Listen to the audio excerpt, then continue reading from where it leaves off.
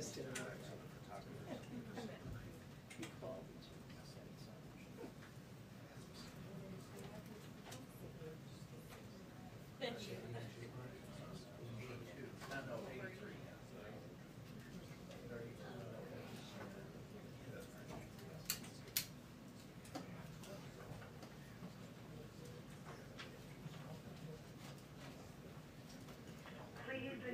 ensure you are not standing in the aisle before the briefing begins.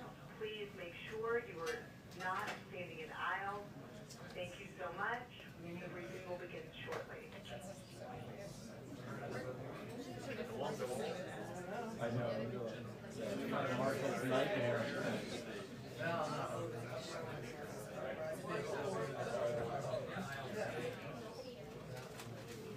Hi, everyone. Full room. I hope everyone's cozy. So today we are fortunate to have a very special guest, National Security Advisor Jake Sullivan, here to join us and give a preview of the president's trip. And then, of course, we'll do a full briefing after that. With that, I'll turn it over to Jake. Thank you, Jen, and thanks, everybody. So as you all know, this week, President Biden will head off to Europe on the first foreign trip of his presidency. Certainly not his first foreign trip, but the first one as President of the United States. And the trip, at its core, will advance the fundamental thrust of Joe Biden's foreign policy, to rally the world's democracies to tackle the great challenges of our time. We believe that President Biden goes on this trip from a position of strength. Dramatic progress against the pandemic at home, strong projected growth that will help power the global economic recovery as well, renewed American power and purpose, and a rock-solid foundation of alliances that will serve as force multipliers for our global agenda. At the G7, he will join with his fellow leaders to lay out a plan to end the COVID-19 pandemic with further specific commitments towards that end. He will also join his fellow leaders to announce a new initiative to provide financing for physical, digital, and health infrastructure in the developing world, a high-standard, climate-friendly, transparent, and rules-based alternative to what China is offering. He and the other leaders will endorse a global minimum tax of at least 15%, as you saw coming out of the G7 finance ministers meeting a few days ago. And the G7 leaders will make a number of significant commitments on climate, on labor standards, on anti-corruption, and on ransomware. At NATO, President Biden will address enduring security challenges that have been at the core of the alliance for a long time, including Russia and coordinating the remaining period of the drawdown of forces from Afghanistan. But they will also focus on emerging security challenges to the alliance, critically including cyber and the challenge posed by China. President Biden will also reinforce the importance of burden sharing, not just the 2% commitment that allies made back in 2014 at the Wales Summit, but the need for allies to give not just cash, but contributions to exercises and to operations that NATO is undertaking, and to have the kinds of capabilities that make sure that NATO is a full-spectrum alliance with allies across the board providing the kind of high-end capabilities NATO requires.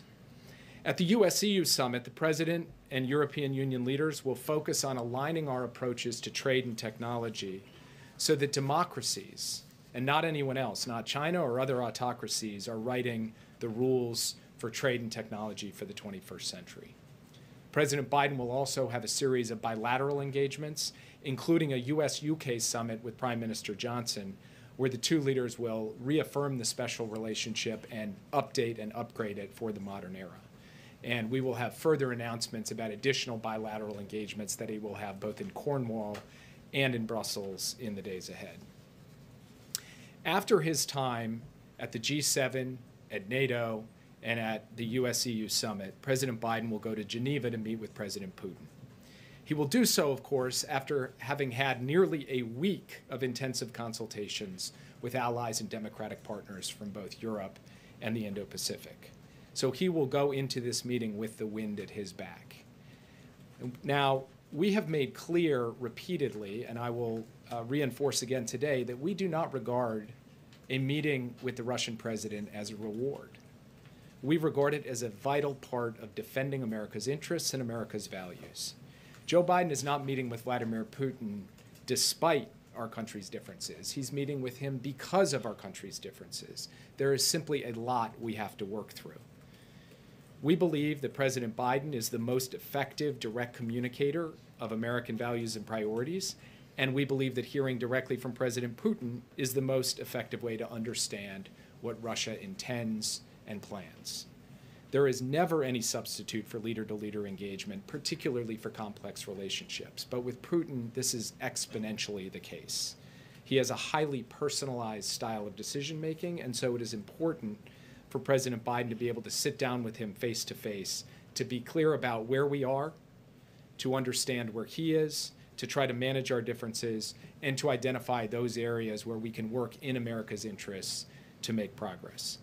When President Biden returns to Washington next week, we believe that we will be in a materially stronger position to manage the major threats and challenges this country faces: COVID, climate, China, cyber, Russia, and shaping the rules of trade and technology for the future. So with that, I'd be happy to take any questions that you have.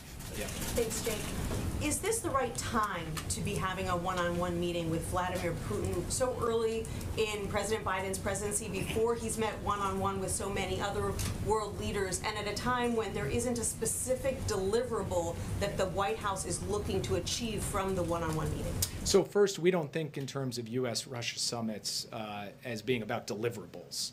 Because if you're going to wait for really significant deliverables, you could be waiting a long time, conceivably. So what we need to think about this summit is doing is fundamentally giving us an opportunity to communicate from our president to their president what American intentions and capabilities are, and to hear the same from their side. That has value in and of itself. Secondly, in terms of the timing, it is hard from our perspective to find a better context for a meeting with the Russian president than after time spent with the world's leading market economies, the G7, plus India, South Korea, Australia, and South Africa, after a meeting with all of his fellow leaders at NATO, after a meeting with the presidents of the European Union, and then and only then going into this session to be able to talk through the complex set of issues in the U.S.-Russia relationship. That, from our perspective, is the right context within which to engage Russia. And as far as whether it comes too early in his presidency, if you think about what we've dealt with from the outset on Russia, it's been a busy time. We've extended the New START agreement. We've imposed costs for election interference and for solar winds. We've dealt with a Russian buildup on the Ukraine border. And of course, we are contending with a range of issues in the cyber and ransomware domain. So we feel that it is an effective and appropriate context and time period for us to have this summit. And then just as a follow-up to that, the Ukrainian president did an interview today and implored President Biden to meet with him first before Mr. Biden sits down with Vladimir Putin. Is that something that you're considering? If not, why not? Well, actually, I have come into this briefing room from the Oval Office where President Biden was on the phone with President Zelensky of Ukraine. This is a call that they had been planning to make in advance of President Biden going to Europe, meeting with President Putin. They had the opportunity to talk at some length about all of the issues in the U.S.-Ukraine relationship, and President Biden was able to tell President Zelensky that he will stand up firmly for Ukraine's sovereignty, territorial integrity, and its aspirations as we go forward. And he also told President Zelensky that he looks forward to welcoming him to the White House here in Washington this summer after he returns from Europe. Jake. Yeah. Hi, Jake, thank you. We know that Afghanistan is going to be discussed with our NATO allies. There's been a lot of concern about replacing some of those U.S. assets, such as the drones, to be able to fight against the Taliban. Can you bring us up to speed on where are the negotiations with Pakistan, and would the United States like to have a drone base in Pakistan?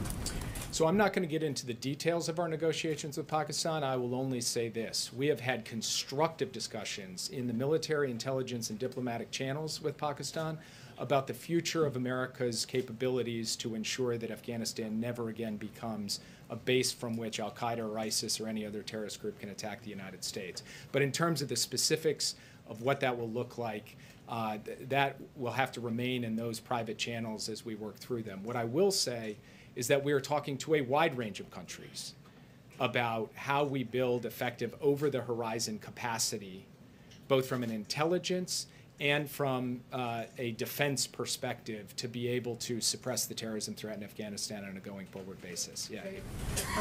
Two questions, one with Putin and one here back at home. With Putin, the president is going into this meeting where there's great tension between both leaders. And let's talk about the trust factor. How can you trust anything Vladimir Putin says in this sit down when the president comes back? You say you're going to learn what he's thinking and what he wants to do moving forward. How can you trust that as Vladimir Putin has already smeared the president's name? How can you do that? How can you trust? Taking the measure of another president is not about trusting them. And the relationship between the U.S. and Russia is not about a relationship of trust. It's about a relationship of verification. It's about a relationship of clarifying what our expectations are and laying out that if certain kinds of harmful activities continue to occur, there will be responses from the United States. And we will lay those out for President Putin in this meeting, and he will understand fully where the United States stands and what we intend to do. But one thing I will say, April, is we believe fundamentally that our capacity to ensure that harmful and disruptive activities against the United States do not continue unabated is to be able to communicate clearly, directly, not by negotiating in public, but by explicating our position and our capabilities in private, and that's what President Putin intends to do. Second question, Jake, on voting, the For the People's Act. If it is not passed, what is the national security issue with it? Is there a national security issue with it if it's not passed? Because we've heard so much over the past few years about issues of voting. If that is not passed, is it a national security issue?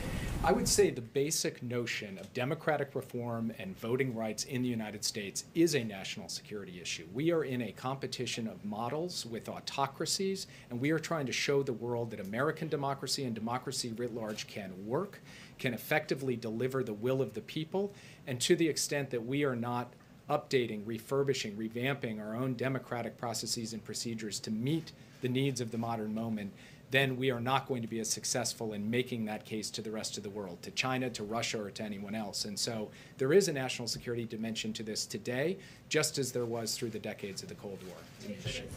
Thank you so much. My question is, can you talk a bit about how President Biden plans to convince, especially our European allies, that former President Trump was an anomaly in some ways? All of the things that he did to, in some ways, traumatize those leaders, calling into question the need for NATO. What's the plan there? And is he concerned that those scars are going to be deeper than his ability to address them in this one trip? I think our view going into this trip is that actions speak louder than words, and that showing that the United States is capable of turning the corner on the pandemic, showing that the United States is capable of making the dramatic investments that will pull us up and out of this economic recovery and help power global growth, showing the world that we are ultimately capable of making the investments in R&D and infrastructure, innovation, and workforce. Ultimately, setting that foundation for this country will be the most effective way to show the rest of the world that the United States has the power and purpose to be able to deliver as the world's leading democracy. So that's what he's going to try to demonstrate. And he, as I said at the outset, feels he goes into this from a position of strength because of the record he's built up over the course of the first 4 months. Can you talk a little bit, is Congress being briefed on the idea of voting as a national security issue? And if the For the People Act isn't passed, what will that say globally, given the fact that you just laid it out as a national security issue? So I will say humbly, as the National Security Advisor, I don't tend to get into the middle of the debates up on the Hill on issues like voting rights. All I can say is the bottom line principle, not a specific question about the vehicle or the time frame, but rather the fundamental principle, which is that a strong, vibrant American democracy that protects voting rights is the best way for us to make the case to the world that our model and not some other model is the right model to actually vindicate the will of the people here in the United States, and for other democracies to be able to do the same. Yeah, two quick questions. One to follow up on Yamiche.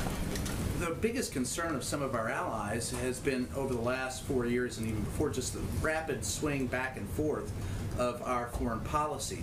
Now, you can't assure anyone what's going to happen after you leave, but what assurances and what will you tell our allies that despite what we've seen in the past, that we have returned to normal? I think the best way to answer that question, and this builds on what I said to Yamiche, is What President Biden can do is show the rest of the world what America is capable of. If we can lead the world in ending the COVID-19 pandemic more rapidly, if the growth we are powering for the American people here at home helps power a global economic recovery, if we can help rally, as the president did with his Climate Leader Summit, action on the climate crisis so that we actually beat this thing ultimately, that is going to be the best way for people to say, man, the United States can do this. They can deliver, and we will stand up and stand behind them. And that is the approach that he has taken from the first day he's been in office. That's the message he's going to carry into these meetings. And what I believe we will deliver just out of the G7 alone, in addition to the other meetings he's going to have on this trip, will show that the United States retains profound capacity to help rally the world's democracies to solve big problems. The second question was, will you look at ransomware as a national security priority? How will we address that in the G7? Yes, ransomware is a national security priority, particularly as it relates to ransomware attacks on critical infrastructure in the United States. And we will treat it as such in the G7. We will treat it as such at every stop along the way on this trip. Yes. What is the point of meeting Putin in person if there are no deliverables and there's no real trust to that relationship? Why does the president think in person is the most effective way to address Putin when you could just do this on the phone? Well, first of all, there's no substitute for face-to-face engagement in any dynamic. He's not just going to Geneva, right? He's going to Cornwall, he's going to Brussels. He will have the chance to look in the eyes of literally dozens of leaders over the course of his time, and all of that will be better than just operating on the telephone. That's... I'm asking about Putin, though, not the other leaders. If the relationship is centered around these issues that are so complicated, what does this president believe? What does he believe he can bring to the table with Putin, and how does he assess Putin as a leader that he could talk to across the table? So first, the reason I answered with all the other leaders is this isn't something unique to Putin. Meeting face-to-face is not just something you do with Vladimir Putin. It's something President Biden is going to do, I think, all told, when you add it up, with somewhere approaching 35 or 36 leaders just on this one trip alone. And he has welcomed the Prime Minister of Japan and the President of Korea. He will welcome other leaders here over the course of the summer, because face-to-face engagement is just of a different order of magnitude of diplomatic engagement from doing it over the phone. Second, on this notion of deliverables in the U.S.-Russia summit, at the end of the day, what we are looking to do is for the two presidents to be able to send a clear signal to their teams on questions of strategic stability, so that we can make progress in arms control and other nuclear areas to reduce tension and instability in that aspect of the relationship. And then second, being able to look President Putin in the eye and say, this is what America's expectations are, this is what America stands for, this is what America's all about. This, we believe, is an essential aspect of U.S.-Russia diplomacy, because President Putin is a singular kind of personalized leader, and having the opportunity to come together in a summit will allow us to manage this relationship and stand up and defend American values most effectively. Following up on the ransomware issue, given how pervasive it is and has been for some time, U.S. officials have talked about the need for international allies to work together on this issue. Are you looking for specific commitments from allies? What do you want to come out of the G7 and NATO summit with as it pertains to ransomware to help better protect the U.S.? So one of the things we'd like to see out of the G7 is the start of an action plan that covers a number of critical areas. First, how to deal with the increasing the robustness and resilience of our defenses against ransomware attacks collectively. Second, how to share information about the nature of the threat among our democracies. Third, how to deal with the cryptocurrency challenge, which lies at the core of how these ransom transactions are played out.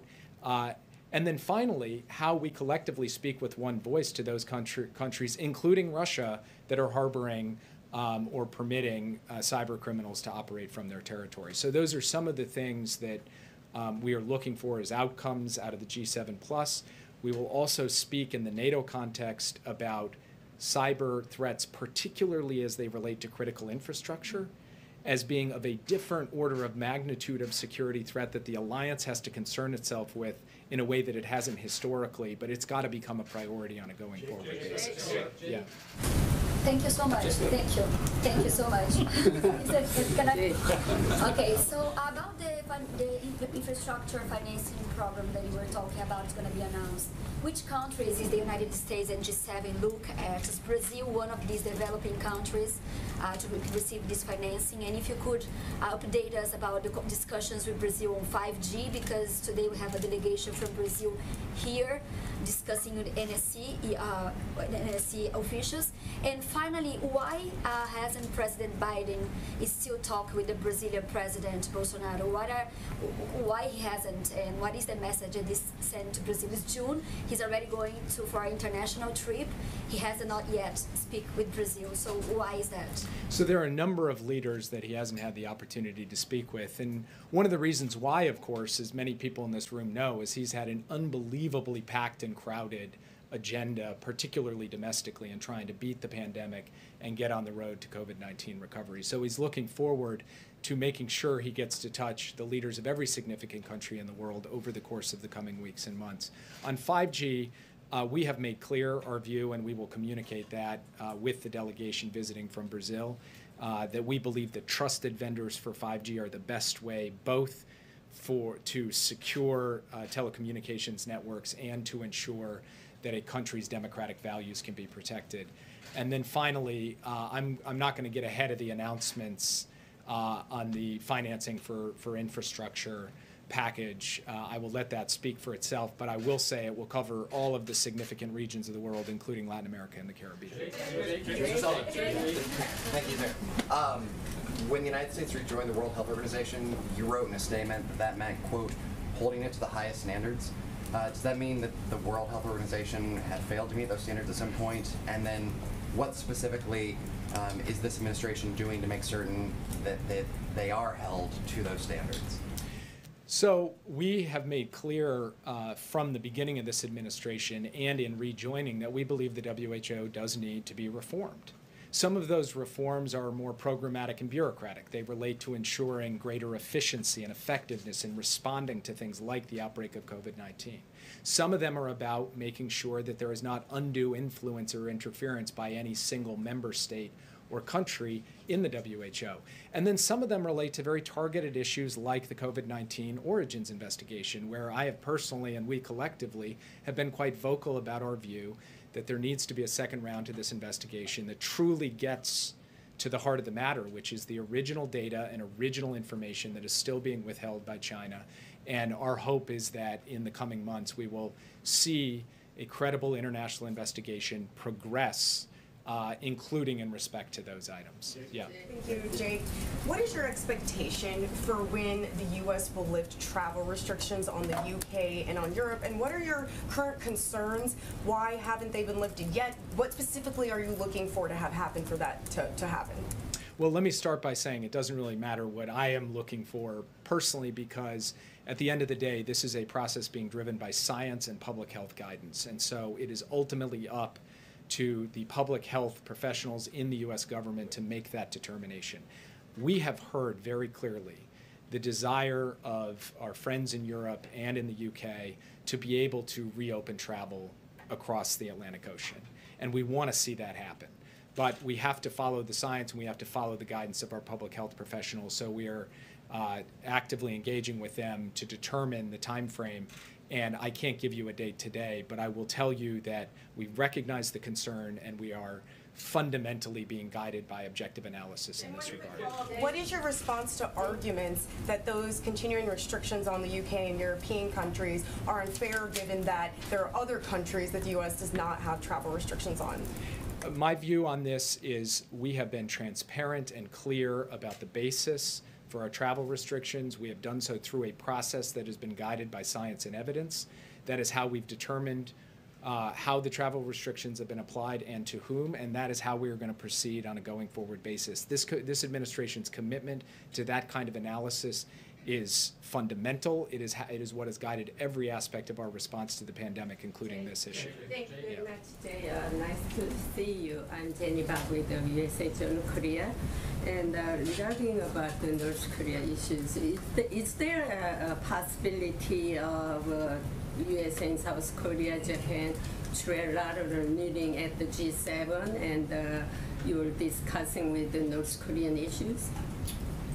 We don't currently have a trilateral scheduled between the U.S., Japan, and South Korea, but I will tell you there's a possibility for virtually anything in these small spaces where you have just, in this case, 10 or 12 leaders in person there in Cornwall, but there's nothing currently on the schedule. Bit of a logistical question, actually. Do you expect President Biden and President Putin to spend any time together alone, or do you expect that staff and aides will be present throughout all of this summit? And can we expect a joint press conference between the two leaders, and is this something that you're actively pushing for?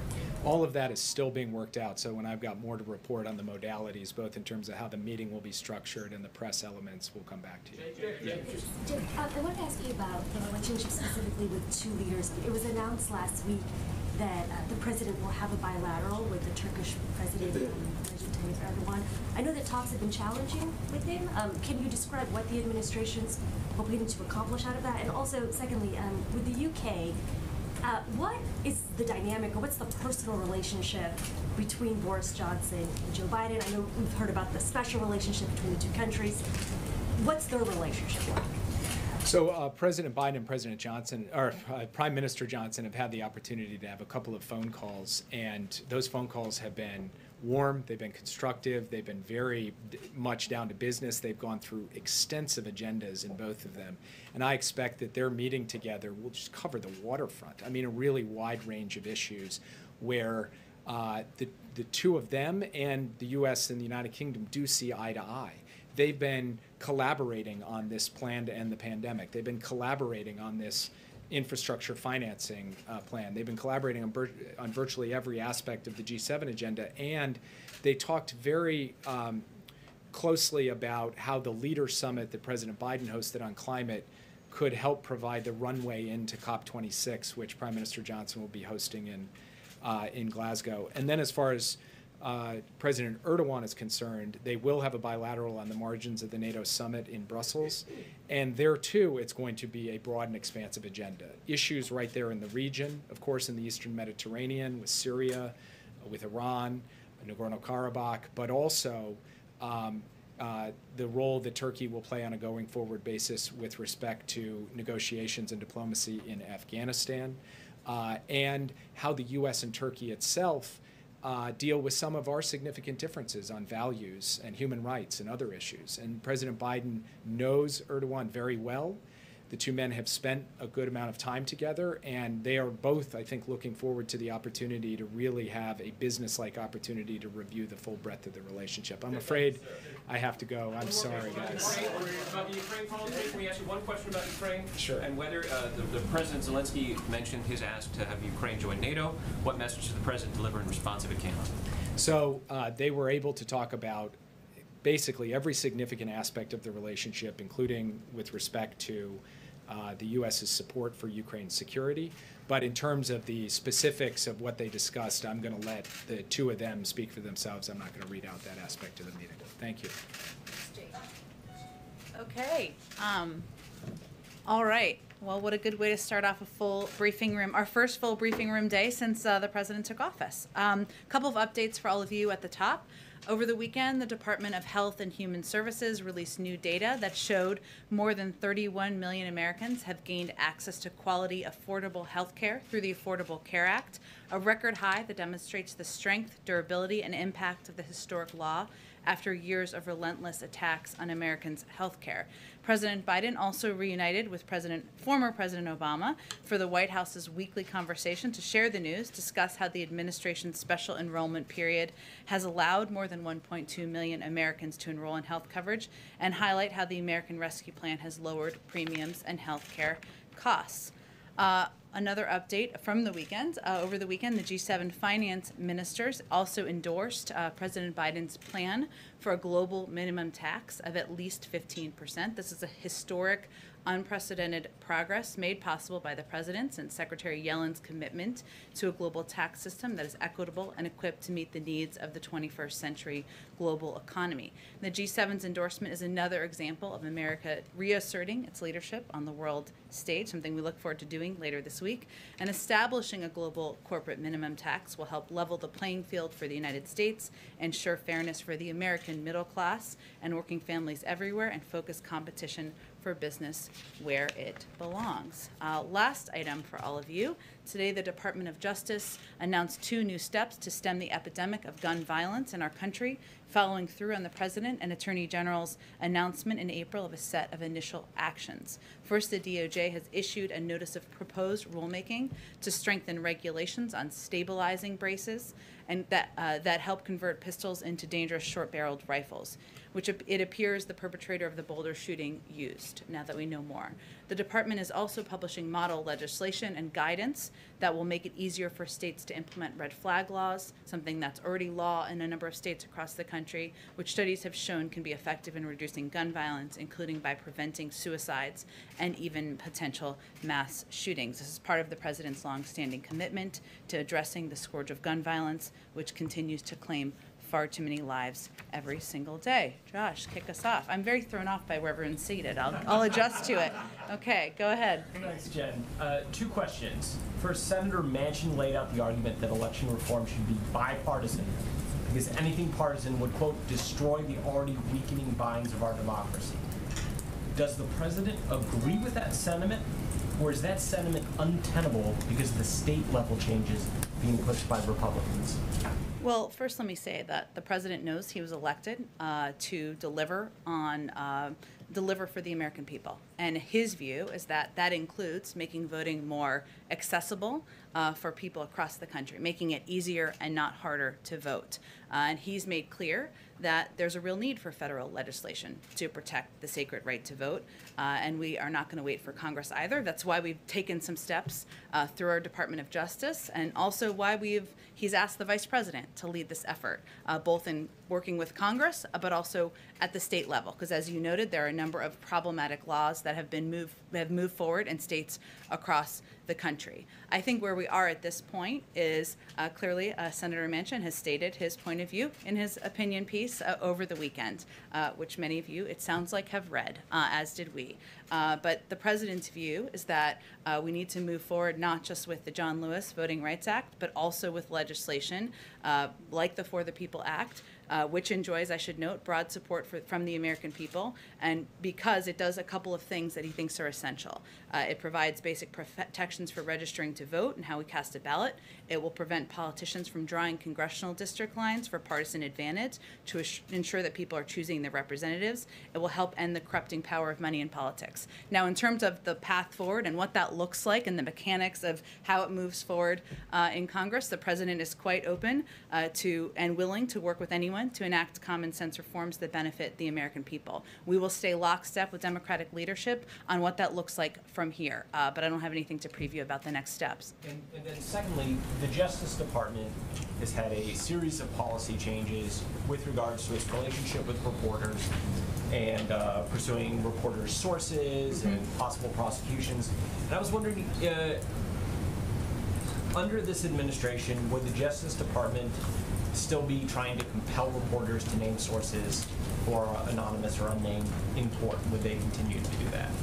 Well, I think that the announcement from this weekend, or the statements from this weekend, which are entirely consistent with the president's comments he made just a few weeks ago, make very clear that going forward, consistent with the president's direction, the Department of Justice, in a change to longstanding practice, as many of you have noted and here before, will not seek compulsory legal process and leak investigations to obtain source information from members of the news media doing their jobs. That is entirely consistent with delivering on the president's comments just a few weeks ago, and entirely consistent with his policies. Now, it doesn't mean it's an independent Justice Department. They will proceed, of course, with a range of investigations, which, as we noted in our statement on Saturday morning, we did not know about the gag order until minutes before the reporting came out on Friday night. So that's appropriate, but at the same time, moving forward, consistent with the president's policies, they will not be proceeding with those actions that have been consistent over the last several years.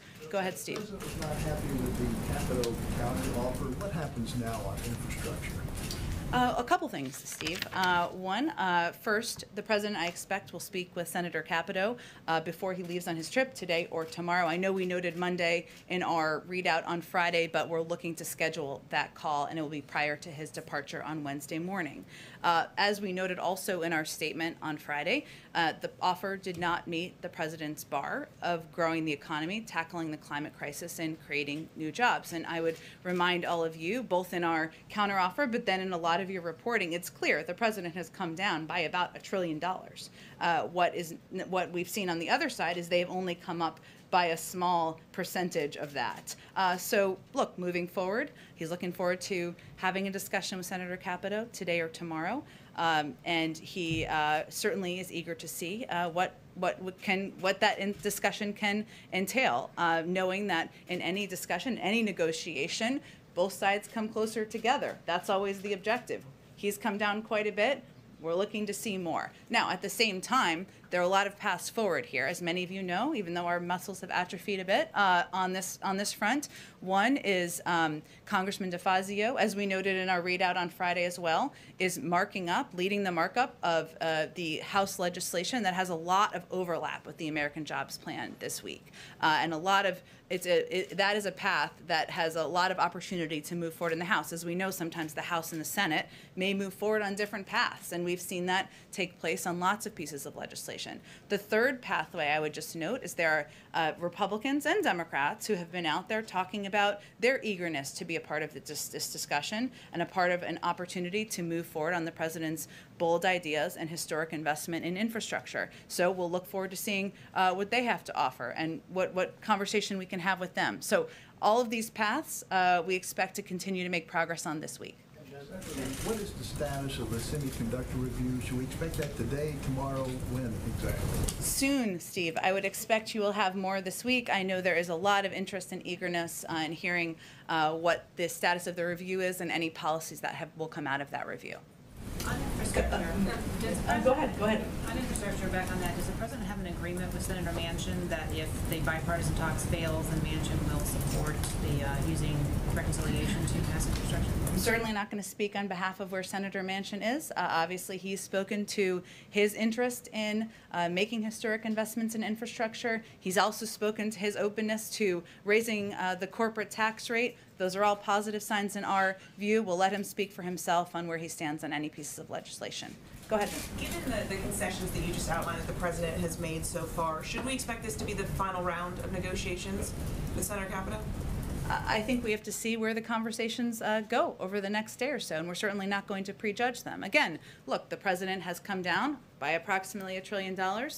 We'll see where the conversation goes when he has the opportunity to speak with Senator Capito, and there are a number of paths where we can move these ideas forward at the same time. You mentioned your support for this markup that's happening on Wednesday. Is that a signal? Should we read this as some kind of signal to your Republican counterparts that you are ready to go this alone? I think it's only just a statement of what's happening as a bill becomes a law, which is that a leader in the House is moving forward with marking up a piece of legislation that has quite a bit of overlap with the American Jobs Plan the president proposed. So the time is not unlimited here, as we've stated from the beginning, nor is the president's willingness to compromise. He has areas where he wants to see greater investment. He made clear that the proposal, the offer put on the table, didn't meet his own bar. But we're very open to where the discussion goes from here, and he's looking forward to the opportunity to talk with Senator Capito, as well as others who may come forward with ideas about how to move this forward. And just one more on this sort of big picture. Secretary Buttigieg had said that by today you had hoped to see a clear path on infrastructure. Do you have a sense that there is an emerging clear path? We have several paths. That's the good sign. Go ahead. Is there new deadlines that the president has set for progress on infrastructure? I know there was Memorial Day. Now you're outlining a few different paths. Is there a time at which he's going to make a decision about which one he's going to take, given that the deadline keeps moving? Well, first of all, what we said is by Memorial Day, we would hope to have a sense of where it looked like moving forward, and we do. We have a couple of paths forward. We don't know what the end outcome will look like, as you typically don't, as a bill is moving its way to becoming law. And there are several paths forward, as I've noted. So we're going to continue to work on all of those lines. I would also note that Speaker Pelosi has said she wants to move forward with legislation on infrastructure in the House in June. That's exactly what's happening here. Leader Schumer has said he wants to move forward in July. Again, the House and Senate can be on different timelines and pathways. And then just a quick follow-up on the voting rights. Did Manchin give the White House a heads up that this op-ed would be coming out? Did you guys have any sense of how firm his position was on this legislation? I'm just not going to get into any channels of private conversation with Senator Manchin or any other senator. And then just on the Vice President, obviously, last week the President said that she was going to take a leadership role in voting rights. Democrats have warned that if Washington doesn't take action, that the midterms will be quite difficult given the changing voting laws. Is there going to be a more, are we going to see signs of more urgency from the White House about taking action on voting rights? Obviously, the President has had a lot of lawmakers in the Oval Office to talk about infrastructure. Will we see more signs of an increasing focus on trying to make progress on voting rights? Absolutely, but I would also note that early on in the presidency, the president signed into law an executive order that put in place a number of positive steps forward on voting rights, an action he could take without Congress.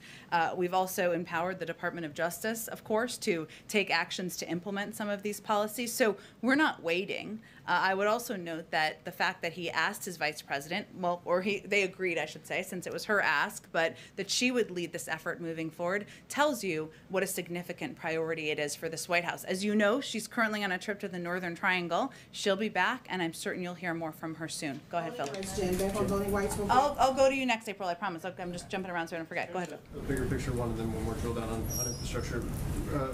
What's the president's message, or what's your message to Democrats, particularly progressives, who started to get a little bit antsy that, the window's closing, we went through this back in 2009, it's time for us to move. It's not just infrastructure. If you don't move infrastructure, the rest of the $4 trillion agenda doesn't move either. How does the president kind of calm that down? I think his message is he remains absolutely committed to moving forward with a historic investment in infrastructure, and also to pushing forward the American Families Plan that will help level the playing field, lift up the next generation of workers, ensure there's universal pre-K and access to free community college.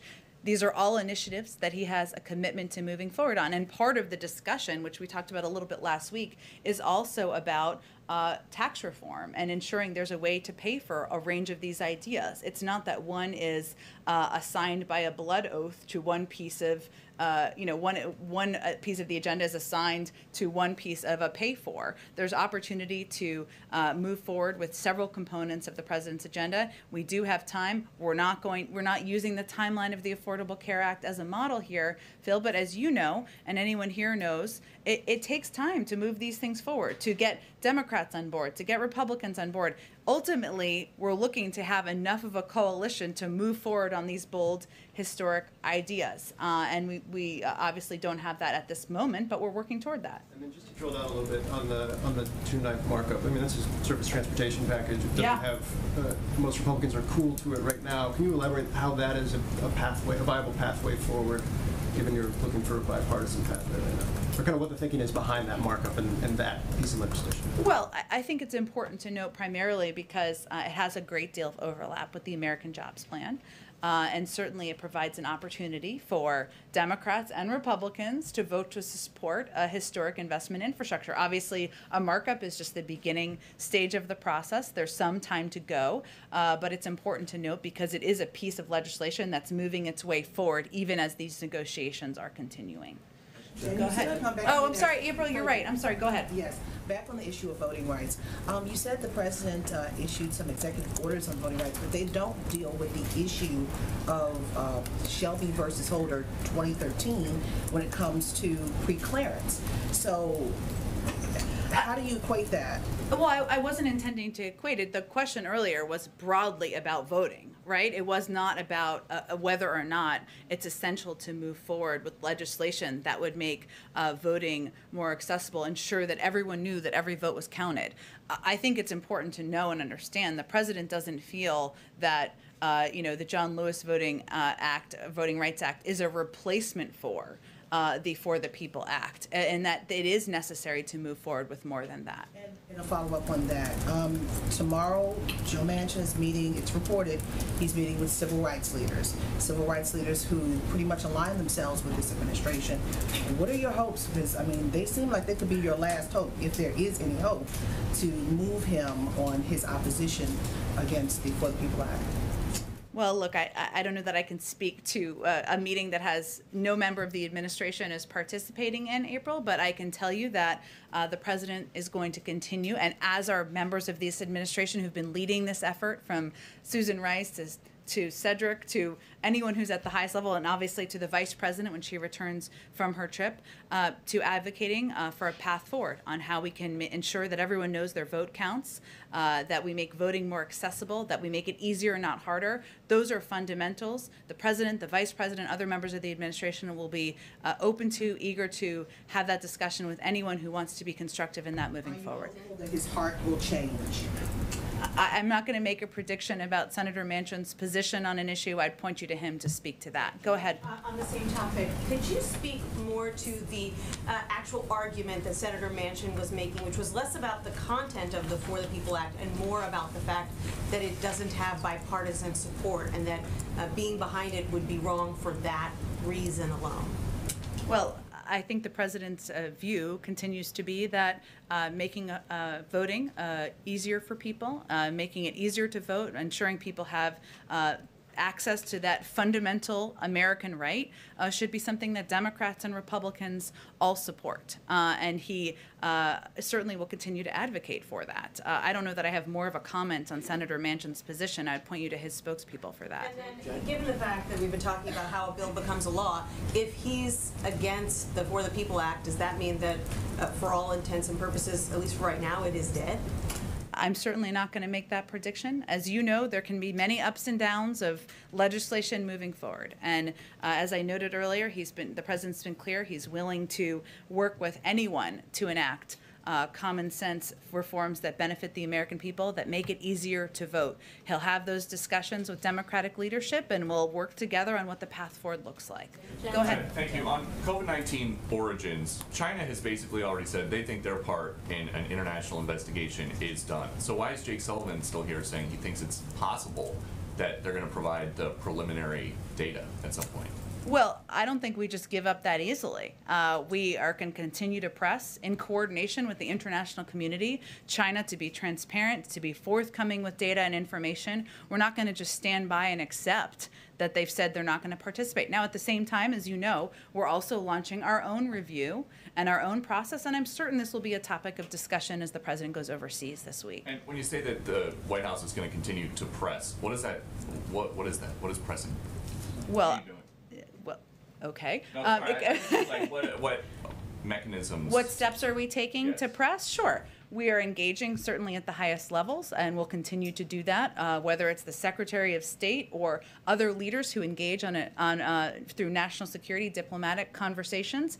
And we will continue to work through the WHO and also with our international partners to exert that pressure and ensure that we're all going to keep pressing for them to release underlying data and participate in the second stage of this investigation. And then just quickly, a housekeeping thing. Presidents Bush, Obama, and Trump all commemorated D-Day anniversaries on D-Day, on the D-Day anniversary. Why didn't President Biden? Well, I can tell you that certainly his value for the role that the men who served on D-Day and the memory of them, the families who have kept their memories alive over the course of years on this day is something the president has spoke to many, many times in the past. It's close to his heart, and I wouldn't be surprised if there's more we would have to say on it. Go ahead. Jen, I know you said you don't want to read out any private conversations, but it certainly seems like the president and Senator Manchin are sending messages to one another other in the public. You had the president last week expressing some frustration about, he didn't name him, but senators in his party who vote with the other side. You have the op-ed from Senator Manchin this weekend. Are these two men on the same page? Does the White House feel like it understands and knows what Senator Manchin wants out of particularly these infrastructure talks?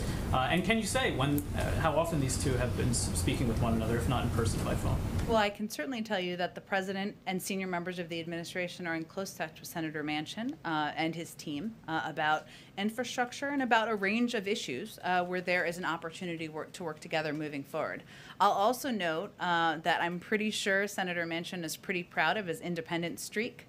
And he made clear he took no offense to the president's comments last week. And he also noted, I think over the weekend, that West Virginia doesn't usually get this much attention. So maybe it's that's something he doesn't seem to mind too much. The president sees Senator Manchin as potentially an obstacle to his agenda. If he follows through on not backing changes to the filibuster, on not wanting to pursue infrastructure through reconciliation, that pretty much grounds the president's domestic agenda at this point. Well, we're certainly not ready to accept that analysis. I will say the president considers Senator Manchin a friend. He knows that they may disagree on some issues, as they do on this particular piece of legislation. He's going to continue to work with him, reach out to him, engage with him directly, and through his staff on how we can work together moving forward. On the issue of healthcare, you mentioned the video of President Obama and President Biden over the weekend. One of the remaining Supreme Court decisions we're waiting on deals with the Affordable Care Act. Can you talk about the White House's preparation for that decision, what we would expect to hear from the White House if they strike down the former president's signature law? Certainly. We'll reunite it, and it feels so good for the vice president and former president. Someone gets this in here. Okay. So even a full room, no laughs. Okay. Look, I will say that this is one of the roles that Neera Tanden, who has come in as a policy advisor, is planning for what the contingencies are. As you well know, we don't know what day this is going to come out or what the outcome is going to look like. And what we are staying rooted in is our fundamental view, the fundamental view of the president and the vice president, that the American people deserve access to affordable health care. We should continue to improve and build upon the Affordable Care Act, and that's how we're planning for. But there's a range of options. I'm sure when we know the outcome, we can speak to that more directly. Go ahead, Andrew. Thank you. So you've answered a number of questions about voting rights and people casting their votes. I wanted to ask you about counting the votes. Yeah. A number of the bills that have passed Republican legislatures and are pending before Republican legislatures take voting and the counting of votes and the running of elections out of the hands of nonpartisan officials and put them in the hands of Republican state legislatures. This is what Donald Trump wanted done during the run-up to when Congress certified President Biden's victory.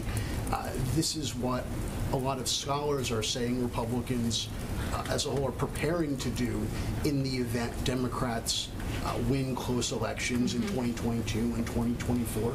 The For the People Act does not address the issue of counting the votes and rigging or ignoring the counting of votes if the Democrat wins. How much of a concern is this to the president? And what's he going to do to highlight this and find a solution? Well, Andrew, it's a really important issue to raise, and as you've noted, there are pieces of legislation putting the federal effort aside that are moving their way through state legislatures, which would make it a partisan in some scenarios, in some cases, put the hands and the power of a partisan decision-making body or individual, and clearly that's concerning. What we noted in the announcement about the vice president's role is that her effort would be focused partially on federal legislation and moving that forward, seeing what the path looks like moving forward, but also working with voting rights groups, working with state activists, working with others to see how we can address these challenges. It is a priority. It is a focus. And again, the president's fundamental view is that it should be easier to vote, not harder, and that we should ensure that everybody knows their vote is counted. Would the president support Congress amending the Electoral Count Act? I'm happy to see if there's any specific statement of administration policy we have on that particular piece. Go ahead, Francesca. Thanks, Jen. With the president leaving the country on Wednesday, is that the cutoff time for talks with Senator Capito's group, or is he advising staff while he's gone to continue negotiations with those Republican senators? Well, I would expect certainly things will continue. We don't know, again, and we'll see what the conversation looks like when the president speaks with Senator Capito today or tomorrow. But either way, the president will certainly empower, as he has, his jobs cabinet to continue to engage directly with members of Congress and leaders to continue to move his agenda forward. The other piece of good news is that any White House is pretty well practiced in continuing to operate and work on domestic issues while they're traveling overseas, and I expect the president will remain engaged on the American Jobs Plan even as he's overseas meeting with a number of global counterparts. Go ahead. And a quick follow-up. Yeah. How about Senator Romney? Is he one of the Republicans that you've alluded to that the president and the White House are also having conversations with? Senator Romney has spoken publicly about his interest in engaging, so certainly he'd be a person we'd be happy to have that conversation with, and there are certainly others as well. Go ahead. Thanks, Jen. If I can go to the Vice President's trip to the Northern Triangle, stay for a minute. What's different about this announced initiative that just landed in our inbox from the Justice Department, especially from what was already announced from Homeland Security a few weeks ago in terms of anti-smuggling, anti-trafficking? Is that just to give the Vice President something to point to today, given that there isn't going to be additional aid announced in the Northern Triangle? And if one more thing, how do you respond to criticism from experts, as well as the administration's own border officials, who say that the Title 42 policy is actually contributing to and exacerbating smuggling and trafficking at the border, with people trying again and again, taking more dangerous routes, kidnappers literally waiting at ports of entry? Well, first, I have not seen what the Department of Justice just announced, so I'd have to take a look at that.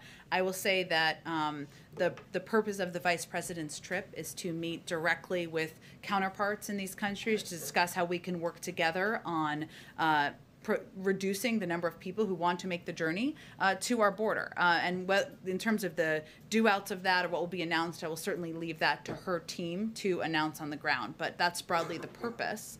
But go ahead. And sorry, one more. Jake just said that in regard to Francesca's question about a travel restriction from Europe, he said that the administration is going to be following the science, following the public health experts. There was reporting over the weekend that CBP has now been told twice that the Title 42 policy was going to be lifted in March and in May.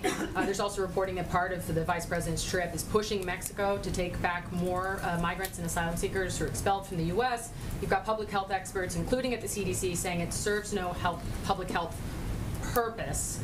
So all of this seems to indicate that it's not actually about public health, it's about immigration and political optics. Well, so actually, what Jake was referring to is the overall guidance by the CDC, and there may be individuals who have different points of view.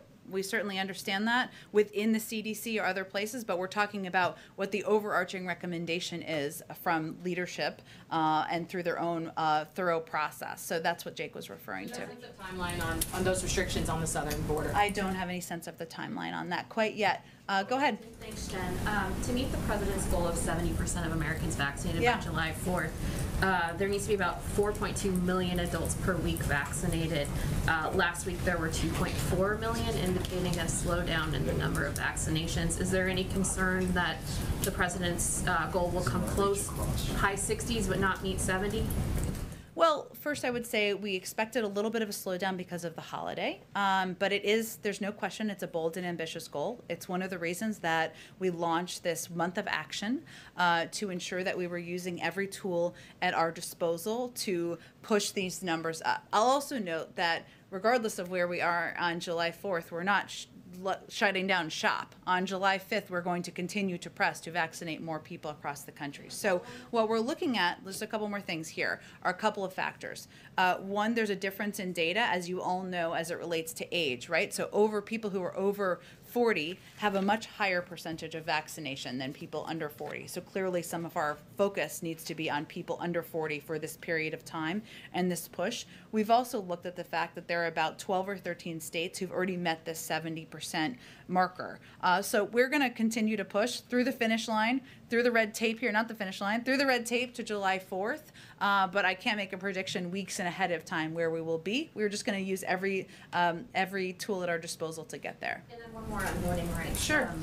Where does the president feel the vice president can best be used? I know that her office has made an emphasis that this legislation is only one little piece, not little, it's huge, but only one piece of, of her work on voting rights. So does he see her as somebody who can be out in the country drumming up support, you know, alongside civil rights groups and private corporations? Like, where does he see her strengths as a politician fitting into this issue?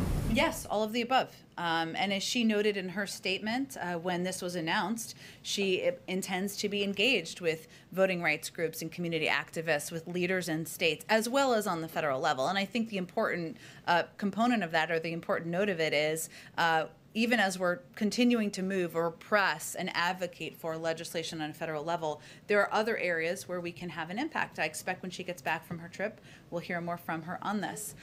Go ahead. I wanted to get a point of clarification on an earlier question. Okay. So, as it relates to the Supreme Court and the healthcare case, does that mean that the White House is starting to think about Plan B legislation in the event that a Plan B legislative path is necessary?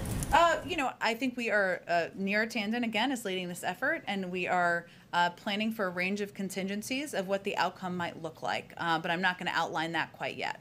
And on the surface transportation bill that you mentioned working its way to the House, is that a signal that the White House, the president's okay with sort of breaking up these proposals into little bits and kind of just getting what you can get along the way over a much longer period of time than maybe this June and July grand sort of legislative path that Democrats are on?